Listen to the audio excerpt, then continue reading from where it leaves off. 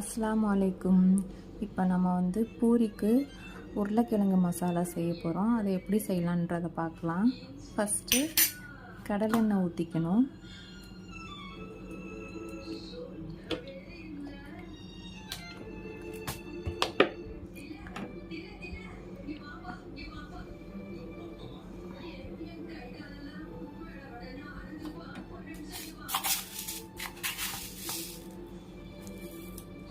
கொஞ்சமாக கடுகு உளுந்த பருப்பு போட்டுக்கணும்.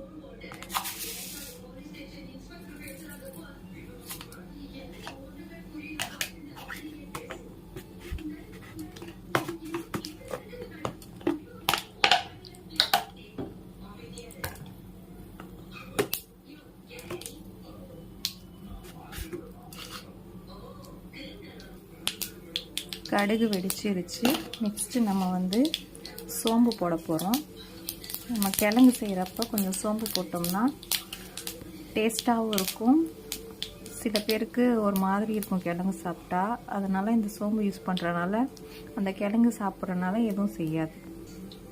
இப்போ சோம்பு வதங்கிருச்சு. அடுத்து நம்ம உருளைக்கிழங்குக்கு தேவையான வெங்காயமும் கருவேப்பிலையும் இதில் போடுவோம். வெங்காயம் கொஞ்சம் நேரம் நல்லா வதக்கணும்.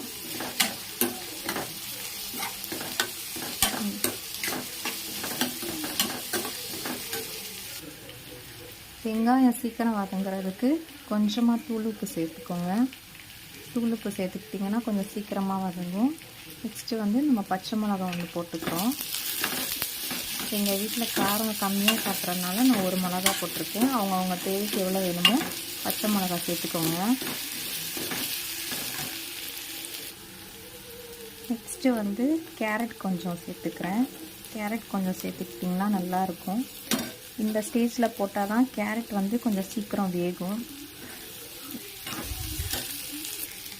பாருங்கள், ஓரளவு வதங்கிருச்சு வெங்காயம். நெக்ஸ்ட்டு நம்ம ஒரே ஒரு சின்ன தக்காளி போட்டுக்கிறோம். அதையும் போட்டு கொஞ்சம் நல்லா வதக்கிடுங்க. இப்போ கேரட்டு தக்காளி எல்லாம் வதங்கணும். கொஞ்சம் மூடி போட்டு ஒரு 5 நிமிஷம் வேக வைங்க. நெக்ஸ்ட்டு நம்ம ஒரு 1/2 டீஸ்பூன் இஞ்சி பூண்டு பேஸ்ட் போடுறோம். அப்போ தான் இந்த உருளைக்கிழங்கு மசாலாவுக்கு கொஞ்சம் டேஸ்ட்டு கொடுக்கும். போட்டுட்டு கொஞ்சம் நல்லா வதக்கிக்கோங்க.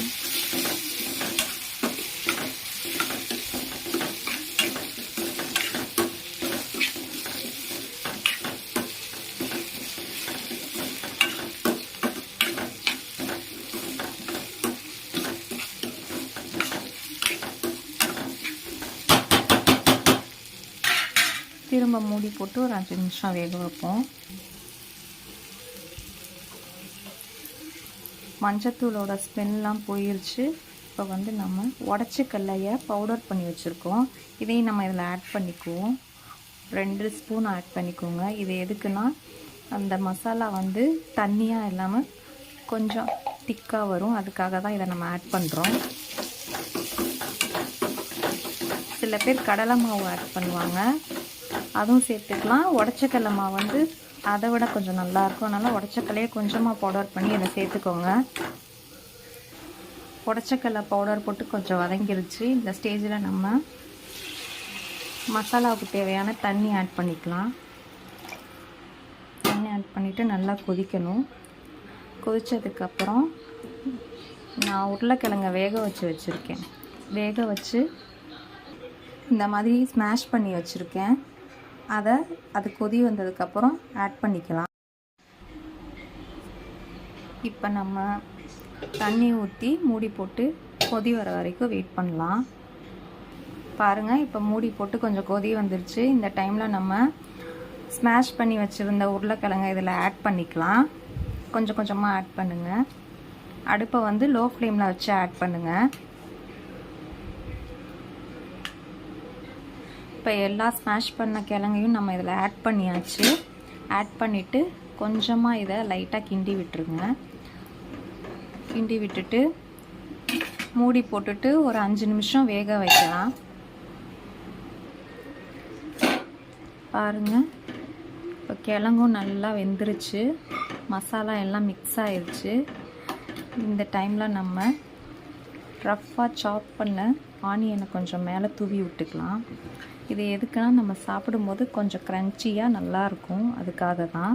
ரொம்ப போடக்கூடாது. ஒரு வெங்காயம் மட்டும் போட்டுட்டு நல்லா மிக்ஸ் பண்ணிக்கோங்க. மிக்ஸ் பண்ணிங்கன்னா அவ்வளோதான், ரெடி ஆயிடுச்சு. இப்போ நம்ம அடுப்பை ஆஃப் பண்ணிடலாம். ஆஃப் பண்ணிவிட்டு கஸ்தூரி மேத்தியை இந்த மாதிரி க்ரஷ் பண்ணி போடுங்க, டேஸ்ட்டாக இருக்கும். கொத்தமல்லி தான் ஆட் பண்ணணும். கொத்தமல்லி இல்லாத டைமில் இந்த மாதிரி கஸ்தூரி மேத்தியை ஆட் பண்ணிங்கன்னா இன்னும் ஃப்ளேவராகவும் இருக்கும், நல்லா டேஸ்ட்டாகவும் இருக்கும். ட்ரை பண்ணி பாருங்கள். ரெடி ஆயிடுச்சு கிழங்கு மசாலா. எல்லோரும் கண்டிப்பாக ட்ரை பண்ணி பாருங்கள்.